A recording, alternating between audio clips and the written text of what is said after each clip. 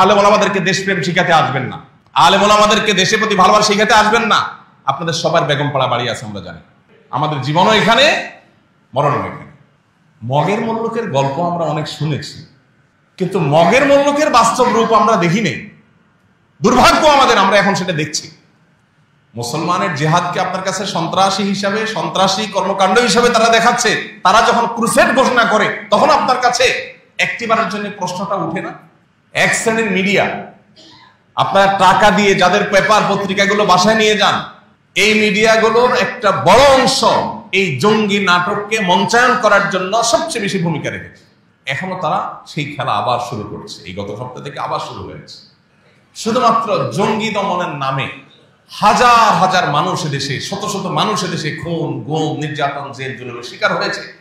আপনি শুধুমাত্র গুম কমিশনের রিপোর্ট যদি পর্যালোচনা করেন, আপনি দেখবেন যে কিভাবে স্ক্রিপ্ট গুলো সাজানো হয়েছে। কোরআনের অনুবাদ এটা রেখে ছবি তুলে পত্রিকা ছাপানো হয়েছে, জঙ্গি বই পাওয়া গেছে। কোরআনের অনুবাদ যদি রাখলে কেউ জঙ্গি হয়, তো আমরা সবাই জঙ্গি।